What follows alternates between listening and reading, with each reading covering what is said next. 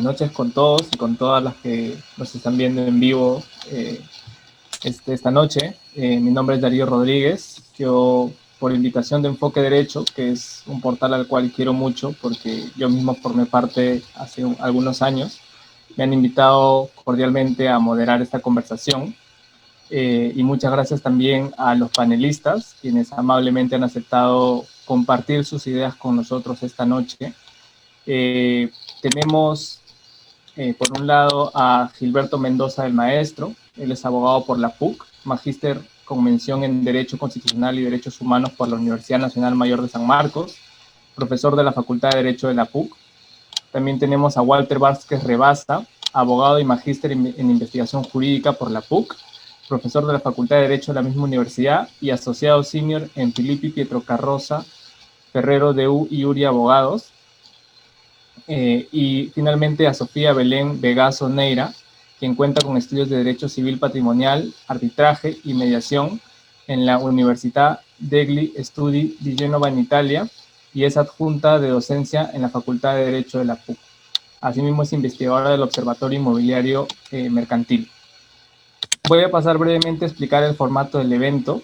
Contamos con dos mesas, como pueden observar en el banner. La primera mesa está conformada por los ponentes que ya presenté y en esta vamos a abordar los primeros temas desde una perspectiva práctica y a la vez dogmática del derecho civil. En la segunda mesa tenemos a los tres ponentes que son jueces, quienes nos hablarán un poco más desde el ámbito procesal. Sin más que añadir, nuevamente gracias a todos por su participación y voy a pasar directamente con las preguntas. La primera pregunta es, se han esbozado diversas teorías acerca de la nulidad, de la ineficacia o anulabilidad que serían aplicables al artículo 315 del Código Civil. Finalmente la Corte ha terminado adoptando la opción de la nulidad, pero quisiera preguntarles desde su punto de vista, ¿cuál debería ser el remedio aplicable a la disposición de bienes por parte de un solo cónyuge? ¿Están de acuerdo o no con la posición de la Corte? Y más que nada quisiera que pongan énfasis en los efectos prácticos que se derivarían de esta decisión. Comenzamos primero con el profesor Gilberto Mendoza del Maestro.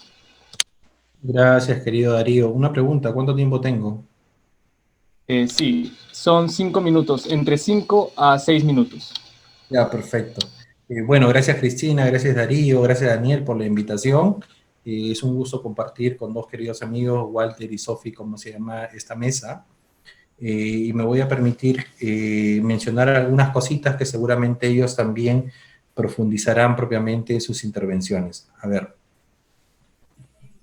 ¿se ha agotado propiamente la discusión? Creo que no. A mí me preocupan algunas situaciones, ¿correcto? A ver, cuando se toma la decisión, y más o menos eso está entre la página 49 y 51 de este pleno, el presupuesto, que uno puede estar de acuerdo o no, es que se toma o se adopta la posición de la nulidad en función de que se vulnera el orden público. Y acá, en este pleno, había de alguna manera que proteger a la familia, entre comillas, o proteger a los terceros, ¿no? A los terceros sobre los cuales va a circular propiamente los bienes y que no conocen propiamente de esta situación. Y se ha adoptado la decisión de proteger a la familia, lo cual es atendible, ¿no? Quizá no, por lo menos particularmente yo creo que es un tema de eficacia, pero ineficacia en sentido estricto, perdón, pero bueno, ya se tomó la decisión que sea el ámbito de la nulidad. Lo que a mí me preocupa es que se están tomando decisiones, y no solamente en este caso, sino también en la resolución del Tribunal Constitucional cuando habló de la fe pública, cuando se hizo la ley 30313, que el objetivo de protección, ¿correcto?, sobre el cual se basa propiamente la resolución, no se condice con la decisión final. Lo desarrollo.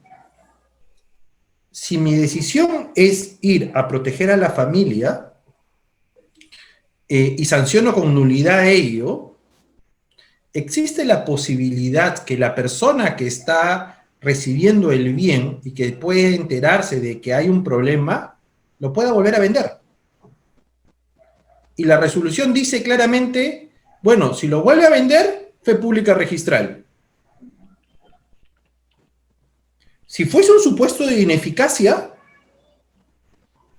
y esta persona adquiere y lo vuelve a vender, no se genera ese efecto de fe pública registral. Entonces, si queremos ver la solución a lo largo de toda esta cadena, es simplemente cuando una persona adquiera y esté en este problema, la solución va a ser, oye, vuélvelo a vender. Porque la persona que lo adquiere se va a proteger y vas a recuperar tu dinero y no vas a perder probablemente la transacción. Entonces, creo que el objetivo que se estaba buscando propiamente con la resolución no es lo que al final se ha de alguna manera logrado con el sentido de las decisiones que ahora son precedentes. Con una preocupación adicional, ¿ya? Y no me quiero exceder el tiempo. Y que para mí es lo más preocupante, que es que en las decisiones, en la página 92 y 94, que las decisiones que no se tomaron en mayoría, ¿correcto? Y que no son precedentes en estos casos, se señala que para los casos de ineficacia también se aplica la fe pública registral. Y eso no dice nuestro artículo 2014. Eso hace que un artículo excepcional se contradiga con lo que ha dicho hace un par de semanas nada más el Tribunal Constitucional. Y eso de alguna manera hace notar que en realidad ni el Tribunal Constitucional, con todo el respeto que merecen sus magistrados, ni propiamente la Corte Suprema, han podido tener en consideración cuál es el contenido propiamente de este principio. Y que a la larga el mensaje va a ser, oye, cuando tú adquieras algo, retransfiérelo para evitarte riesgos. Y la persona que lo adquiere, ¿no? Como tercero, ya no va a tener ningún problema frente a los actos de disposición que puedan tener sujetos que de repente transfieren cuando el bien es social, ¿no? Bien, me he dado 5 minutos, no sé si estoy en el tiempo. Sí, el tiempo, exactamente la respuesta coincidió con el tiempo. Muchas gracias, profesor. Bueno, pasamos ahora con la doctora Sofía Vegaso. En primer lugar, quiero agradecer a la revista Temis por haberme invitado y permitirme acá compartir unas ideas con ustedes respecto al 8º pleno que acaba de salir hace muy poquito. Y además también estoy muy, muy feliz por compartir la mesa tanto con Wally, con Walter, y con el doctor Gilberto, que bueno, dicho sea de paso, Gilberto es mi maestro. Entonces realmente estoy muy contenta.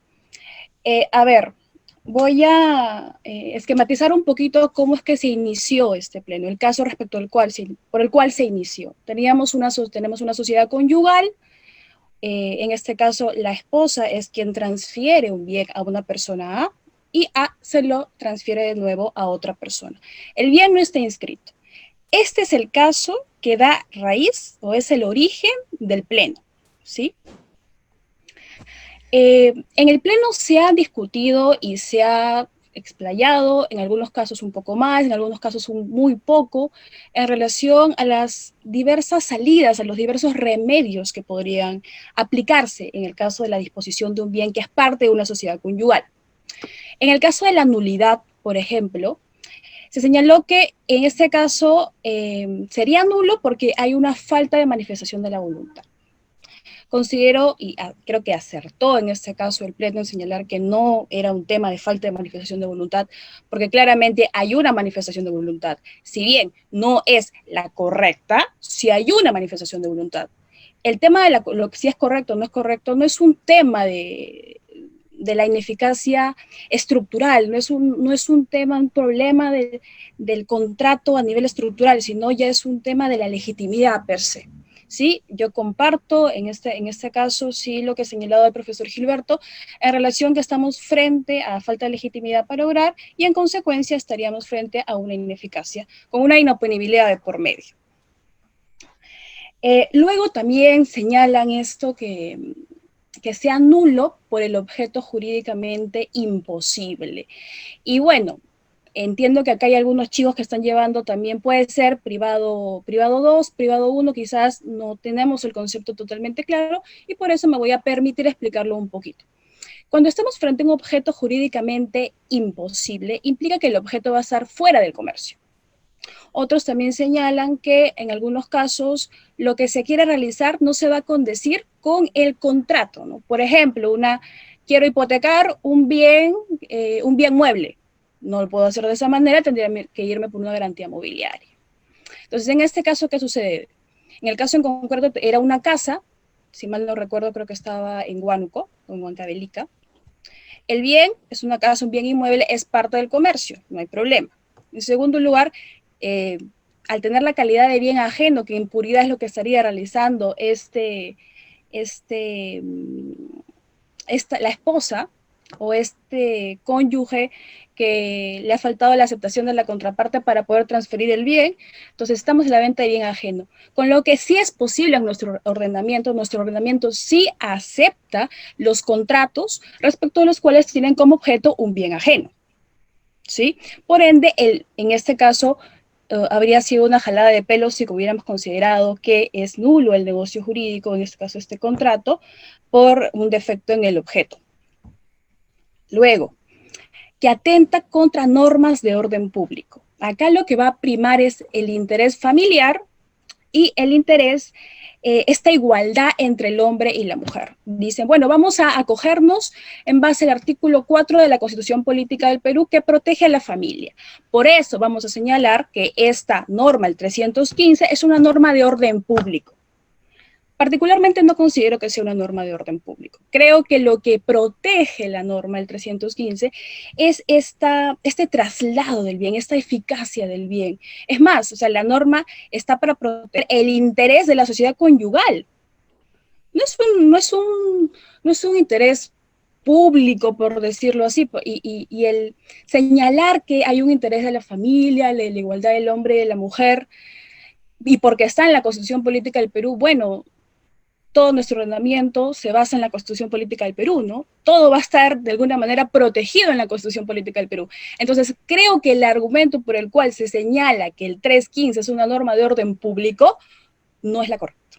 O sea, si quisieron ir por ahí, pues creo que faltó ahondar un poco más en relación a ello. Ahora, la anulabilidad. En la anulabilidad, en ese caso, se desarrolla muy poco. Realmente muy poco. Y lo que el Pleno nos dice es que básicamente los autores que han querido defender la tesis de la anulabilidad es porque no han querido caer en este hoyo tan grande que es la nulidad.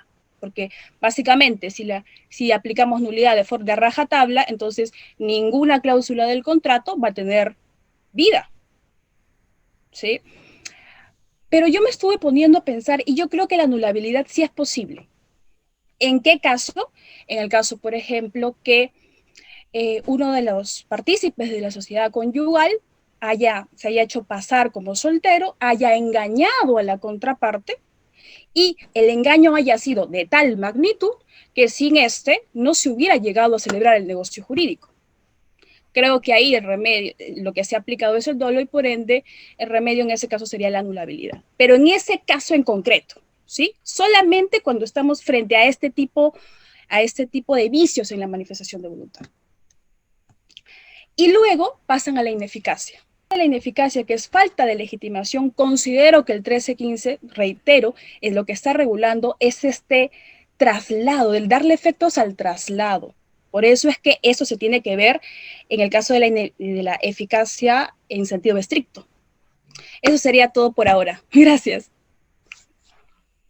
Muchas gracias, doctora Sofía. Interesante su postura sobre la anulabilidad, porque claro, básicamente el debate ha sido entre ineficacia y nulidad, ¿no? Entonces es interesante hallar que pudo haber otras opciones. Bueno, vamos a pasar ahora con el profesor Walter Vázquez por 5 o 6 minutos. Gracias Darío. Bueno, básicamente la pregunta es si el remedio aplicable o cuál es el remedio aplicable desde mi punto de vista, o cuál debió haber sido, ¿no? Porque los plenos casatorios ya tienen pues mucha influencia sobre los operadores jurídicos y sobre los órganos jurisdiccionales, Pero la pregunta de, dadas las normas existentes y en base a un entendimiento razonable de nuestro sistema legal, ¿cuál es el remedio aplicable a la disposición de bienes por parte de un cónyuge sin la participación del otro? Pues desde mi punto de vista, el remedio más deseable y más plausible habría sido el remedio de la inoponibilidad del efecto real de transferencia para la sociedad conyugal, siendo que uno solo de los cónyuges es el que participa en la operación de disposición, de venta.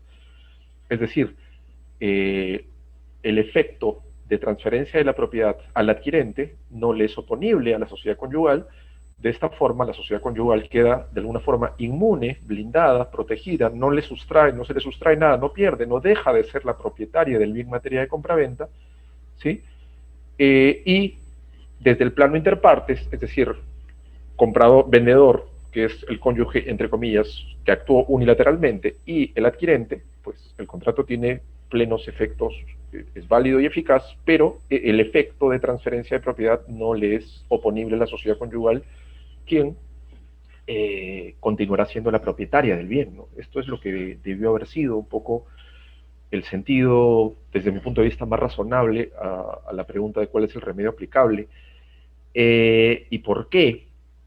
Como ya dijo Sofía, pues este remedio de la inoponibilidad es el remedio más adecuado para tratar estas situaciones, no así el remedio de la nulidad, porque no hay ninguna causal de nulidad, ¿sí? Desde un punto de vista de una interpretación razonable del material legislativo existente, no hay falta de manifestación de voluntad, no hay, digamos, imposibilidad jurídica del objeto, no hay tampoco contrariedad al orden público, por más que el noveno pleno lo dice, que el octavo pleno lo dice que, o sea, la causal de nulidad que toma, por la cual nulifica la operación de transferencia del cónyuge unilateral, es la contravención al orden público. Pero pues en realidad no hay contravención al orden público en el fondo, porque el Código Civil establece, tanto en la parte general como en la parte especial de la compraventa, la posibilidad que yo tengo de vender bienes que no son míos, ¿no?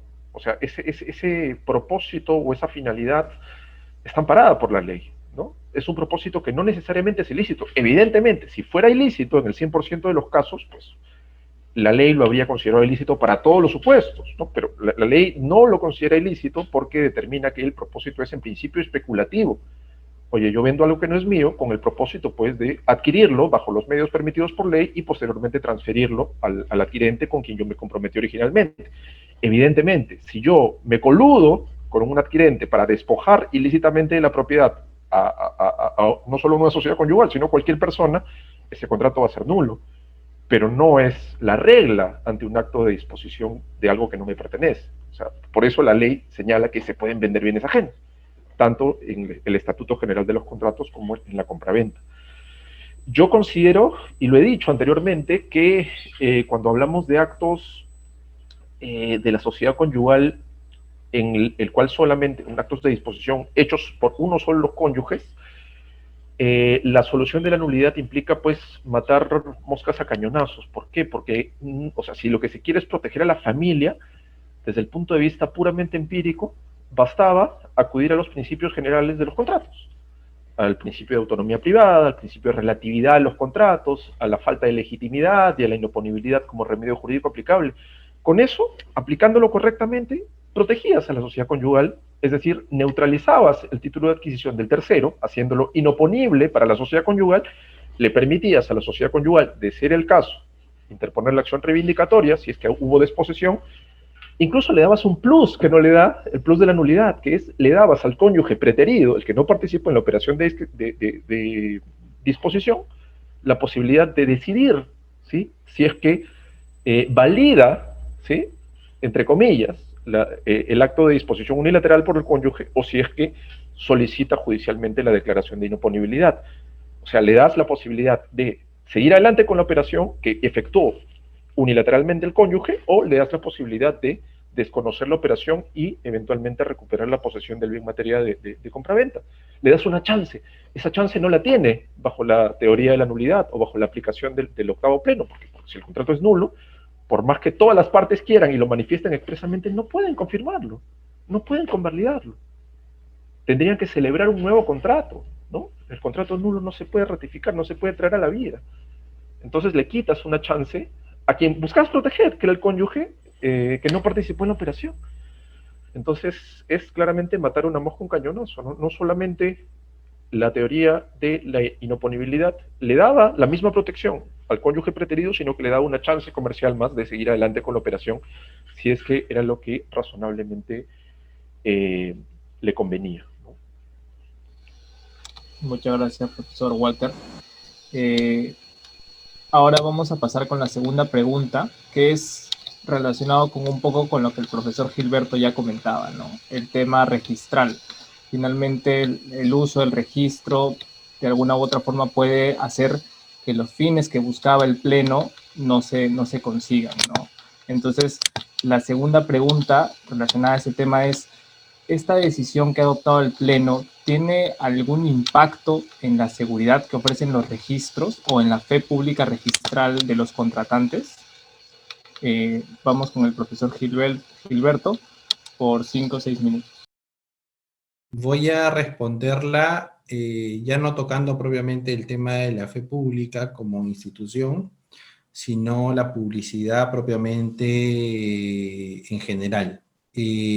Bueno, cuando alguien ahora vaya a contratar con alguna persona que es soltera, lo que le va a preguntar, oye, ¿en verdad eres soltera?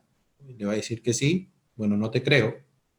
¿Correcto? Entonces, ¿dónde puedo averiguar de repente tu certificado de soltería?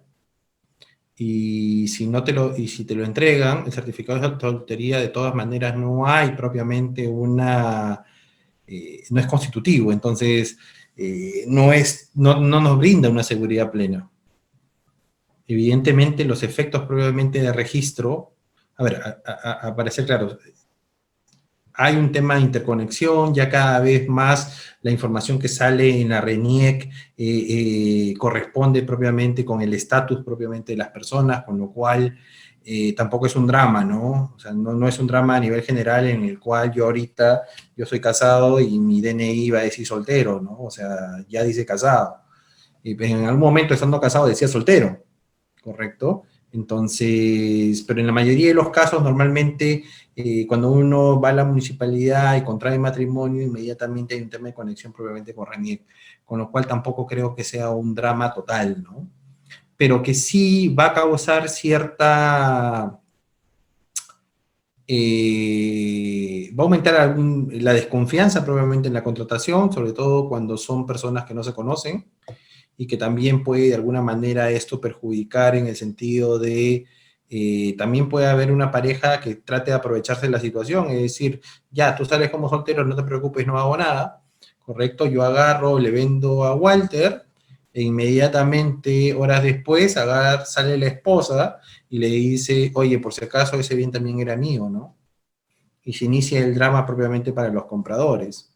Por eso es que yo les mencionaba del hecho de que cuando existe este supuesto, los compradores, cuando quieran estar seguros, lo que van a tener es que revender propiamente el bien, para estar completamente seguros, porque si no, en la primera transferencia no se aplica la fe pública registral. Frente a este supuesto que está ahí, creo que el principio de conservación del negocio jurídico creo que servía mucho en este caso, tal cual como de alguna manera se ha planteado en las diferentes posiciones que explicaba Sofi, ¿no? Nulidad, anulabilidad, ineficacia.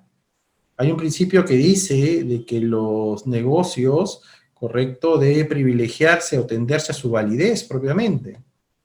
Y claro, si estamos frente a una solución, el criterio interpretativo es la nulidad, otra que es la anulabilidad, y otra es que es la ineficacia, probablemente, como dice Wally, era preferible por este principio y por aquella que sea pro negocio, ¿correcto?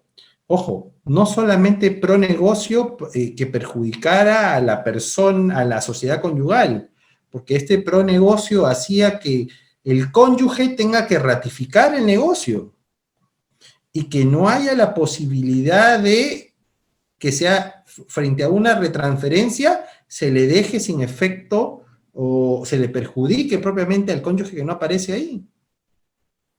Y claro, cuando esto llegue al registro, uno se va a tener que poner a pensar, ¿no?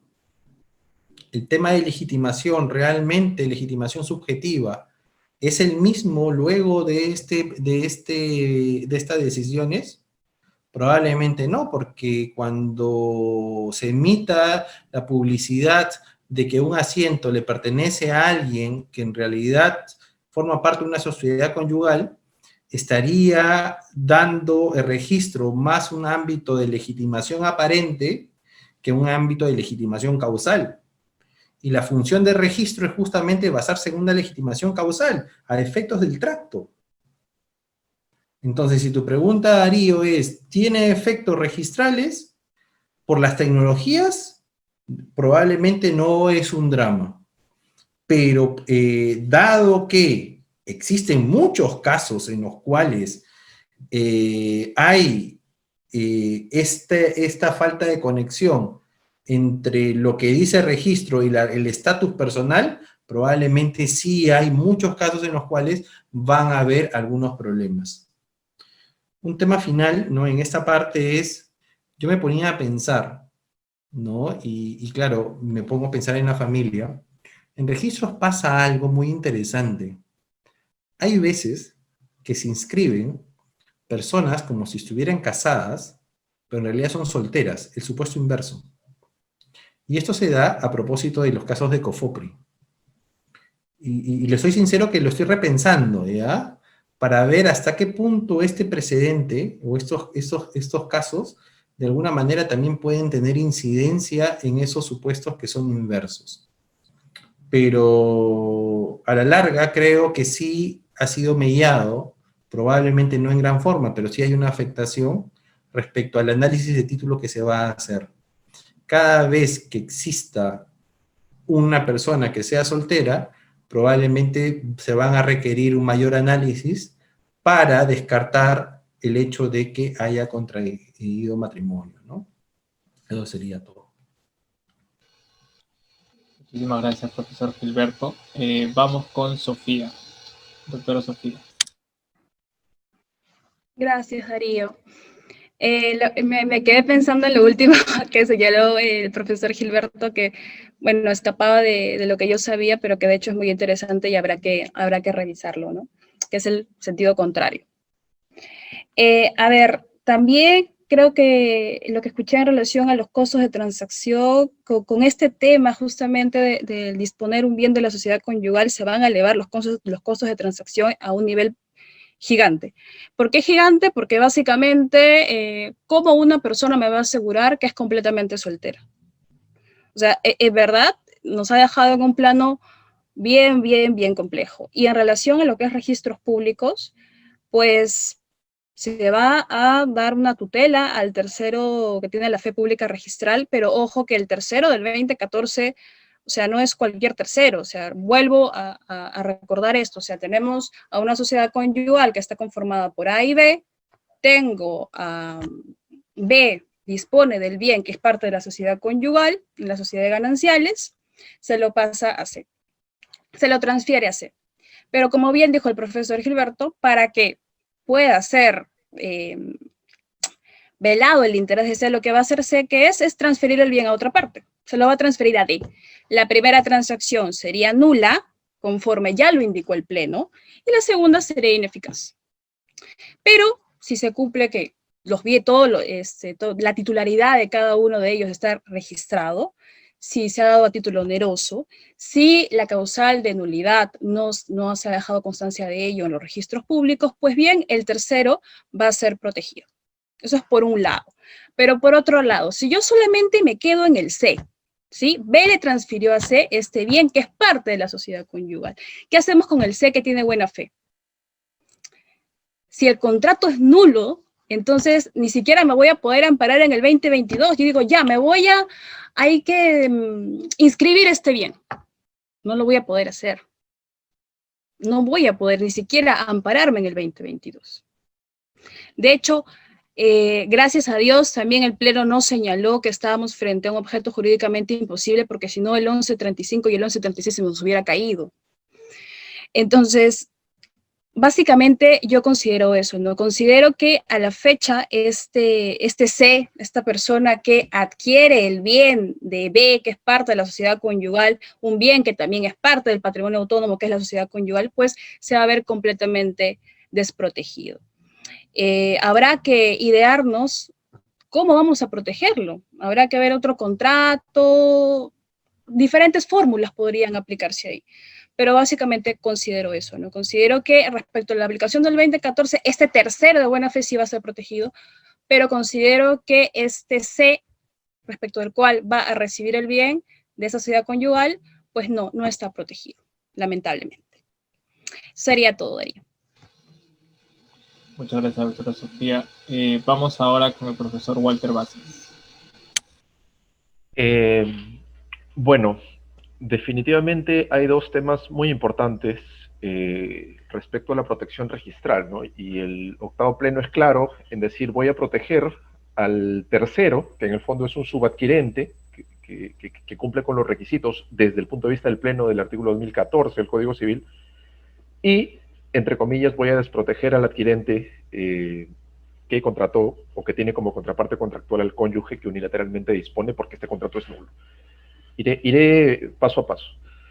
En primer lugar, meter en el saco de la aplicación del artículo 2014 al subadquirente, al tercero, y es un tercero porque no es parte del contrato patológico que vendría a ser el acto de disposición entre el cónyuge y el adquirente, sea de buena fe o de mala fe, el tercero no es parte de ese contrato, es un subadquirente. Y es controvertido decir esto. Bueno, el concilio casatorio, el octavo pleno ya tomó una posición, pero es controvertido. ¿Por qué? Porque si nosotros revisamos la letra del artículo 2014, y lo estoy acá viendo expresamente, dice lo siguiente, ¿no? El tercero que de buena fe adquiere a título oneroso algún derecho de persona que en registro aparece con facultades para otorgarlo. Mantiene su adquisición una vez inscrito su derecho, aunque después se anule, rescinda o resuelva el del otorgante, que vendría a ser el del causaviente, que es pues la contraparte contractual del cónyuge que dispone. Pero las palabras que usa y los verbos rectores son anular, rescindir y resolver. Oye, anular, rescindir y resolver no es lo mismo que nulidad, ¿no? Son patologías menos graves que la nulidad. Entonces, el artículo 2014, perdón, el octavo pleno lo que está diciendo es, por anulación hay que entender, incluido desde una interpretación súper extensiva y controvertida desde mi punto de vista, pero lo ha hecho el octavo pleno, esto está, el supuesto hecho del 14 de 2014 incluye la nulidad. Repito, es controvertido también porque se podría pensar, oye, al final del día le estás haciendo perder la propiedad a la sociedad conyugal, porque si vas a proteger al subadquirente de buena fe bajo el 2014, estás quitándole la propiedad a la sociedad conyugal, y para quitarle la propiedad a la sociedad conyugal estás violando el derecho de propiedad de la familia, y necesitarías una suerte de reserva de ley, que vendría a ser el 2014, entonces necesitarías al menos una interpretación o una letra de la norma un poco más clara. Bueno, lo que ha dicho el octavo pleno es suficientemente claro el 2014 para hacerle perder el derecho de propiedad a la sociedad conyugal. Es controvertido, pero es lo que se ha digamos, impulsado como criterio en el octavo pleno. Ahora bien, el gran perdedor de la jornada, pasando la página, es el adquirente de buena fe.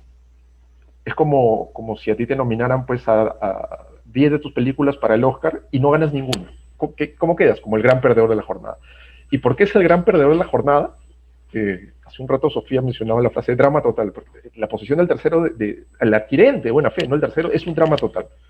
¿Por qué? Porque si su contrato es nulo, pues los términos y condiciones sofisticados, ¿no?, que buscó introducir con sus asesores legales, ¿no?, que protegen su posición, esos términos y condiciones que le otorgan cláusulas que protegen su posición patrimonialmente, con penalidades, con garantías, con indemnidades, con una serie de cláusulas, no valen nada. Valen menos que el papel donde están escritas. ¿Por qué? Porque el contrato es nulo. Y si el contrato es nulo, sus términos y condiciones pues no son vinculantes entre las partes. Salvo por ahí el convenio arbitral, ¿no?, de ser el caso. Pero las salvaguardas contractuales no sirven para nada. En segundo lugar, si el contrato es nulo, el adquirente de buena fe está en un drama total porque ni siquiera puede acceder a los remedios en tutela del crédito contractual, ¿no? Legales, ya no estamos hablando de cláusulas, estamos hablando de remedios legales. Ya no puede, pues, pedir la rica gama de remedios contractuales que tiene un acreedor contractual. Y dentro de esos remedios legales se encuentra la posibilidad de acudir al régimen de la responsabilidad por incumplimiento y al resarcimiento del interés positivo, ¿no? El daño resarcible, bajo las reglas del incumplimiento de obligaciones, al menos en la mayoría de casos, no diría en el 100% de los casos, pero esa es la regla, ¿no? Y esto me hace acordar un debate que tuve con el profesor Héctor Campos hace tiempo, por lo menos es la regla de que el daño resarcible en el mundo contractual frente al incumplimiento de obligaciones sea el interés positivo. Colocar patrimonialmente a la víctima en una posición patrimonial en la que habría estado si es que el contrato se hubiera cumplido y le hubiese atribuido el rendimiento que esperaba del cumplimiento de ese contrato. Si el contrato es nulo, no hay daño resarcible que tutele el interés positivo. Nos iríamos al interés negativo, porque estaría celebrando un contrato nulo, responsabilidad precontractual por celebración del contrato nulo. Evidentemente, la extensión del resarcimiento es en ese caso mucho más baja para este adquirente de buena fe. Además de eso, el drama para el adquirente de buena fe radica en que el sistema, apelando a esta teoría de la nulidad, es inconsistente. Porque si el adquirente fuera de mala fe, entendiendo la mala fe en sentido especulativo, si supiera que el cónyuge no es el propietario, sino lo es la sociedad conyugal, ¿sí? Si tuviera mala fe, si supiera que quien le está vendiendo no es el propietario, bajo las reglas de la compraventa, al menos en la compraventa, ese contrato se ratifica y se transforma a una promesa del hecho ajeno. Se aplican las reglas de la promesa del hecho ajeno. Oye, y en la promesa del hecho ajeno, el promisario o el estipulante tiene derecho a que se le compense si es que el tercero no cumple el hecho prometido, ¿sí? Con una prestación sustitutoria, que es un lenguaje legal para llevarnos al escenario del interés positivo. O sea, el comprador de mala fe, bajo las reglas de la promesa del hecho de un tercero, ¿sí? Tiene una tutela al interés positivo, una compensación como si hubiese celebrado el contrato. Pero el adquirente de buena fe no tiene ni siquiera la tutela del interés positivo, porque si su contrato es nulo, se irán por las reglas del resarcimiento del interés negativo, ¿sí? Por la responsabilidad precontractual derivada de la inducción a celebración de contratos nulos. O sea, tratas mejor al tercero de mala fe que al tercero o al adquirente de buena fe. Eso desde mi punto de vista es inconsistente. Y finalmente, solamente permíteme 30 segundos para culminar con este supuesto. Otro gran problema de la tesis de la nulidad para el adquirente de buena fe es que podría darse el caso que, imagina, y yo pensaba en un ejemplo, pero ahorita leyendo el chat me han puesto un ejemplo mejor todavía. Imagínate que el cónyuge A obtiene un financiamiento de una entidad financiera, ¿sí? De un banco, ¿sí? La plata que obtiene, el capital que obtiene, lo usa para la sociedad conyugal, y esto tenía conocimiento la cónyuge B, que no participó en el gravamen del inmueble, que es la garantía contra o frente al riesgo que tiene la banca de que el tomador del préstamo no le repague, ¿no? Da en hipoteca una casa, pero evidentemente la hipoteca solamente la constituye uno de los cónyuges siendo un bien social. Ya, pero la plata la utilizó para la sociedad conyugal, el préstamo fue para la sociedad conyugal, pero la hipoteca la constituyó uno solo de los cónyuges. Luego que recibes el capital, ¿sí? Los dos cónyuges que se han aprovechado de la plata, ¿qué impide, bajo la teoría de la nulidad, qué impide que el cónyuge que no participó en la operación pida la nulidad del contrato de hipoteca? ¿Qué impide? Pues no, que hay mala fe del cónyuge que no participó. Por supuesto que hay mala fe, pero la mala fe limita el derecho de pedir la nulidad de un contrato, y desde mi punto de vista, si el contrato es nulo, pues no funciona la tesis de la buena fe como límite de la aplicación de pretensiones disfuncionales. Funciona seguramente dentro del límite de la disponibilidad de derechos, pero si el contrato es nulo, no puedes convalidar un contrato porque su celebración fue de mala fe. Entonces ahí lamentablemente para la banca y lamentablemente para todos los usuarios que van a tener que ver cómo sus financiamientos van a tener que asumir una prima de riesgo por estas situaciones, ahí la banca pues no va a tener más que hacer que quedarse sin garantía. Si la hipoteca no es válida, ¿sí? Y no aplica el 2014 a favor de la banca como adquirente, ¿sí? Si fuera tercero de buena fe sí, pero como adquirente no, pues se queda sin garantía, ¿sí? No va a recuperar su colocación. Y esto es un daño fuerte, un daño importante y un daño costoso, sobre todo desde el punto de vista económico para el sistema financiero.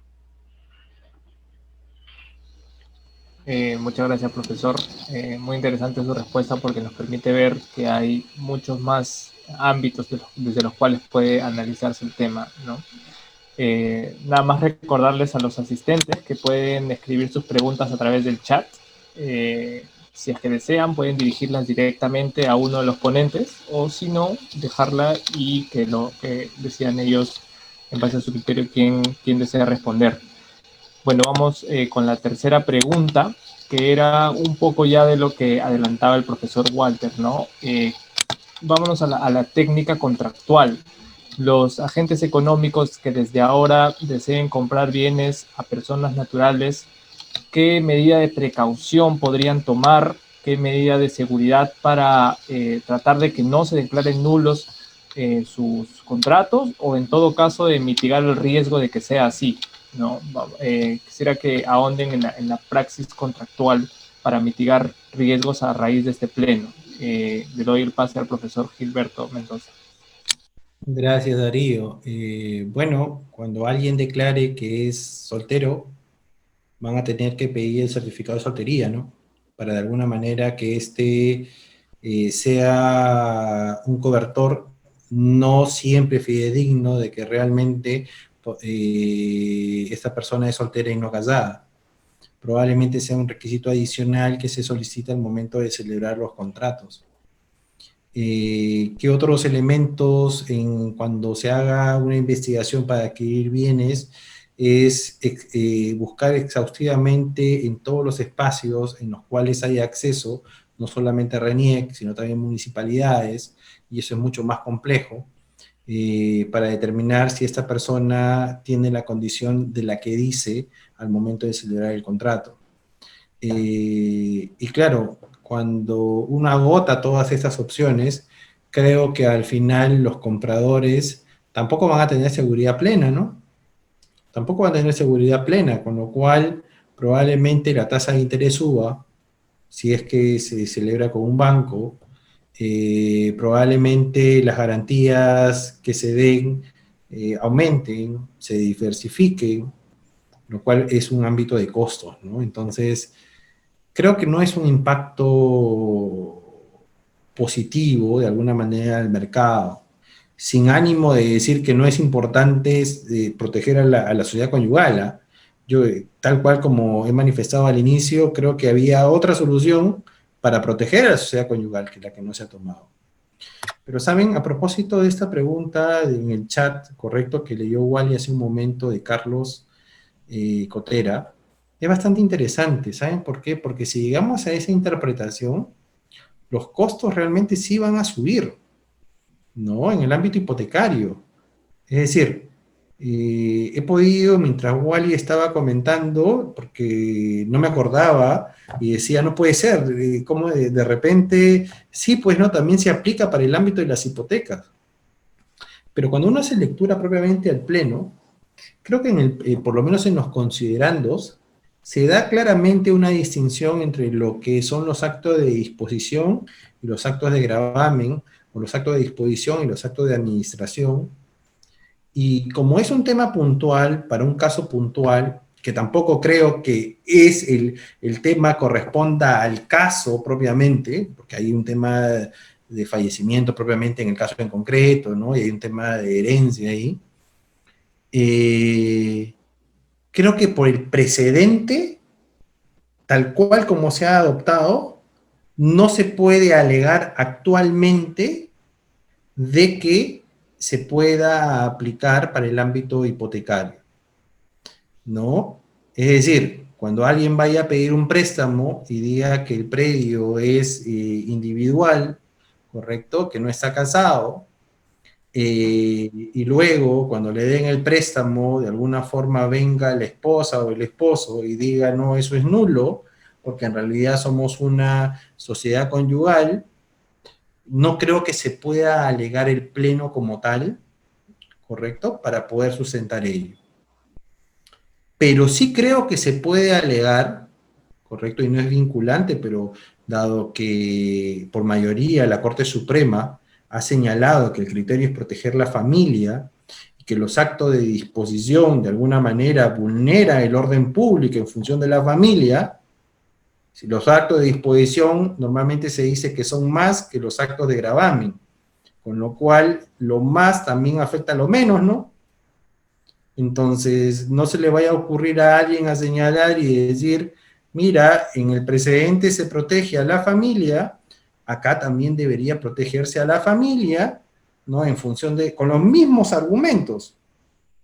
Por lo tanto, ese crédito hipotecario que yo he celebrado debería declararse nulo, ¿no? Y creo que si bien eso no debería tener resultados positivos en el sentido de darle la razón, pero creo que sí es un argumento válido a partir de lo que se ha dicho propiamente en el precedente, en esos precedentes que se han emitido en el octavo pleno casatorio, lo cual es un peligro latente, ¿no? Lo cual es un peligro latente.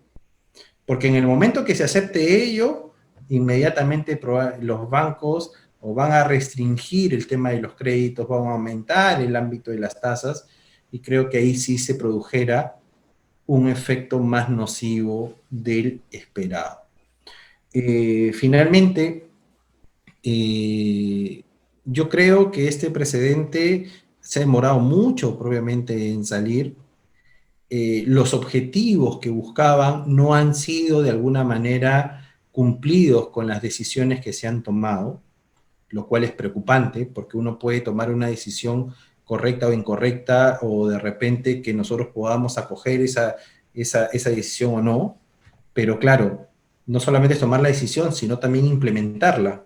Y la implementación creo que no ha sido de manera lógica, de manera coherente, y no han tomado en cuenta las externalidades que va a generar propiamente esta decisión. Eso sería todo por mi parte, querido Darío. Muchísimas gracias, profesor. Bueno, me indican que el profesor Walter tiene un compromiso académico ahora, así que le damos el pase a él para que pueda responder. Muchas gracias. Con el perdón de Gilberto y Sofía, sí tengo una clase programada para las 7. De hecho, voy a ingresar un par de minutitos después. Pero bueno, no quisiera irme sin responder la última interrogante, ¿no? Los mecanismos de protección que deberían adoptar los agentes económicos. Pues básicamente el tercero, el subadquirente registral, entre comillas, estaría protegido, sea controversial o no controversial lo que dice el octavo pleno, pero estaría protegido frente a eventuales escenarios de nulidad. Y acá voy a retomar una idea respecto a lo que voy a decir a continuación, ¿ya? Claro, había dicho que el adquirente no tenía una buena protección porque el contrato era nulo, aun cuando este adquirente tenga buena fe. Entonces, ¿qué cosa va a tratar? ¿Sí? ¿Qué cosa va a tratar de hacer el adquirente? Pues evidentemente va a tratar o de no recaer en el supuesto de hecho, como señala Gilberto muy bien, ¿no? O sea, va a tratar de ver que el cónyuge que le está vendiendo no sea un cónyuge, sino que sea soltero, tratando de buscar certificados o tratar de hacer indagaciones. O otra cosa que también podría hacer, como mencionó anteriormente Gilberto, es, oye, pues si es que el tercero bajo el 2014 está protegido y yo, adquirente, aunque tenga buena fe, no estoy protegido porque mi contrato es nulo, pues simplemente lo vendo. Y eso nos lleva a una situación de reabrir un debate, ¿no? Respecto a la protección del subadquirente, que vendría a ser el tercero, bajo el artículo 2014, siendo que este subadquirente está en una situación registralmente correcta, pero desde el punto de vista subjetivo, o desde el punto de vista de la diligencia, o desde el punto de vista de la buena fe civil, no necesariamente en la creencia de que está actuando conforme a derecho, ¿no? Porque este tercero podría advertir que hay actos probablemente de casa inmediata a disposición en la partida registral del inmueble, y podría eso llevar a levantar sospechas sobre si hay una situación irregular precedente a la adquisición de este tercero. Valdría la pena señalarlo, ¿no? Si es que el tercero tiene buena fe civil, en otras palabras, o buena fe entendida como diligencia, una actitud proactiva de revisión, de determinación de los indicios patentes que podrían proteger una situación de apariencia de que está actuando conforme a derecho, pues si es así, si lo tiene, estará protegido. Si no la tiene, podría no estar protegido bajo algunos entendimientos del artículo 2014, que evidentemente es algo que escapa al análisis puntual que vengo a realizar. Lo que sí, bueno, al margen de esta eventual acto de segunda transferencia por parte del tercero adquirente, desde el punto de vista puramente de la primera transferencia, para usar términos coloquiales, es decir, de la adquisición por parte del adquirente respecto al cónyuge unilateral, si el contrato es nulo, como dice el octavo pleno, pues no hay mucho que el adquirente podría hacer para superar esa situación, porque si el contrato es nulo, pacte lo que pacte, si está dentro del supuesto de hecho de la nulidad, pues no puede salirse al supuesto de hecho de la nulidad, porque el contrato es nulo, ¿no? No hay ninguna cláusula que lo mantenga, digamos, indemne patrimonialmente si el contrato es nulo. Uno podría pensar, oye, pero en contratos modernos, complejos, se pactan cláusulas de indemnidad, ¿no? Las famosas reps and warranties, indemnities, frente a situaciones de irregularidad existente al momento de situación del contrato, de la celebración del contrato. Entonces ahí hay que tener mucho cuidado, ¿no? Por ejemplo, si es que yo, imagínate, Dario, que te contrato a ti para que realices una actividad que tiene la fuerte sospecha de ser delictiva, ¿no? Tiene la fuerte sospecha de ser delictiva. Y te digo, oye, si es que ese contrato resulta nulo porque la actividad para la cual te contraté en efectivamente es delictiva, ¿sí? Entonces yo te mantengo indemne patrimonialmente, ¿sí? Me comprometo, me obligo te doy una indemnidad frente a una situación, ¿sí? Por una prestación tuya que probablemente sea delictiva. Si yo te digo eso y me comprometo a mantenerte indemne frente a algo que en efecto se revele como delictivo, pues mi indemnidad lo que está haciendo en el fondo es darte confort patrimonial, ¿sí? O incentivándote a realizar una actividad delictiva. Entonces esa indemnidad en el fondo va a ser nula. Al final del día, por más que adviertas la nulidad y por más que le des confort patrimonial a una de las partes, si es que incentivas una actividad ilícita, pues la indemnidad va a ser ilícita. Entonces la indemnidad no me queda claro cómo podría ser la solución en estos casos en el marco del contrato entre el cónyuge que dispone y el adquirente. Frente a esto, y con esto cierro mi participación, me parece muy interesante analizar una posición que ha, bueno, no es mía, pero sí ha sustentado en diversos eventos el profesor Martín Mejorada, ¿no? El profesor Martín Mejorada ha dicho, oye, ya, en el marco del contrato entre el cónyuge unilateral y el adquirente de buena fe, este adquirente, para protegerse, podría celebrar algo, no ha dicho esta terminología, estoy señalando mi entendimiento de lo que dijo el profesor Mejorado. El cónyuge contrata con el adquirente de buena fe, y este adquirente podría celebrar dos negocios condicionados, ¿sí? El negocio de compraventa o acto de disposición del bien social, que tiene la contingencia de nulidad, y en paralelo, ¿sí? Una promesa unilateral solamente del cónyuge que participó respecto a ser propietario al adquirente o, en todo caso, a garantizar con su propio patrimonio, como si fuera un garante, ¿sí? Como si fuera una promesa del hecho ajeno, pero a título personal, no a título de disposición de un bien social, sino a título personal, ¿sí? El hecho de hacer todo lo posible por sanear la titulación o sanear la adquisición para este adquirente. Si es que el contrato de disposición que se suponía debía transferirle la propiedad es nulo, porque el bien se reveló social, pues el pacto que ha estipulado, que ha introducido su reglamento de intereses el adquirente respecto al cónyuge que celebró el contrato con él, descartará esa opción, porque así lo pactaron las partes. Si es nulo, simplemente nos vamos por el otro lado. ¿Y cuál es el otro lado? La promesa solo del adquirente, del disponente, del cónyuge unilateral, al adquirente, y esa promesa tendría que pactarse que no es un acto de disposición, porque si es un acto de disposición de un bien social, nuevamente regresamos al supuesto del 315. Tendría que ser una promesa, algo así como una garantía, ¿sí? Algo así como una especie de obligación de hacer, y estoy hablando en términos muy coloquiales. Oye, la obligación de hacer y la garantía no son actos de disposición. Y si no son actos de disposición, no estás bajo el supuesto de hecho del 315.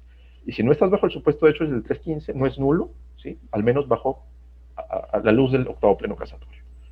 Entonces, esa podría ser una salida muy interesante para proteger, o en realidad no es una salida para proteger, es que el adquirente se está protegiendo él mismo, pero ese adquirente es un adquirente sofisticado, pues que tendría que pensar mucho para llegar a una salida de esta naturaleza. El grueso de adquirentes, incluyendo probablemente, y habría que estudiarlo con un poco más de detenimiento, seguramente también sería algunas empresas del sistema financiero respecto a gravámenes, están desprotegidos, lamentablemente, con la tesis de la nulidad.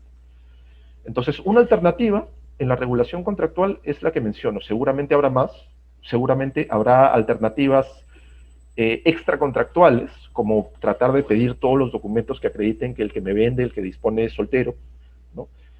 Pero lamentablemente el grueso de casos, y espero equivocarme, digamos por el bien del buen funcionamiento del tráfico jurídico, el grueso de casos van a impactar negativamente en los terceros adquirentes, no solamente de propiedad, sino también de derechos que tienen buena fe. Yo creo que esa es una situación muy delicada, ¿no? Muchas gracias, profesor. Pasamos directamente con la doctora Sofía. Perdón, antes de... perdona, Sofía, que te interrumpa, yo tengo que despedirme, como comentó Dario. Les agradezco mucho, Gilberto, Sofía, Dario y los miembros de Temis. Muchísimas gracias por la invitación. Espero haber podido contribuir con algunas ideas y espero ciertamente encontrar a los muchachos en una próxima oportunidad. Un fuerte abrazo y disculpen ciertamente por tener que irme, pero como comentaste, Dario, tengo una clase que tiene que ser dictada por alguien. Hasta luego. Muchas gracias. Chao, Wally. Ahora sí, doctora Sofía, con la tercera pregunta. Muchas gracias. Entonces yo cierro la primera mesa. Yo quiero responder esta pregunta que el profesor Gilberto también respondió, porque de hecho, en relación a qué pasa con la hipoteca cuando está, bueno, la hipoteca está inscrita y si luego se puede señalar lo del pleno en relación a que este contrato entre B y C sería la entidad bancaria, por ejemplo, que va a ser nulo, ¿no? Es algo bien anecdótico o gracioso, por decirlo así, que en el propio pleno expresamente no hayan señalado en los precedentes vinculantes en lo relacionado al gravamen, solamente a la disposición, con lo que ahí podría ser debatible, ¿no? Si es que se va a considerar nulo o no se va a considerar nulo este contrato que ha generado la hipoteca. Pero me atrevería a decir que sí se va a considerar nulo. ¿Por qué? Porque la lógica del pleno es la misma, ¿no? Tutelar a la familia en la disposición de bienes y también, creo yo, en el caso de los gravámenes, o sea, por ejemplo, la hipoteca. Así que por lo menos yo es una respuesta que ahorita la he pensado, que posteriormente la voy a revisar más, pero que creería que sí es nulo, con lo cual traería una serie de problemas gigantes a nivel de costos de transacción.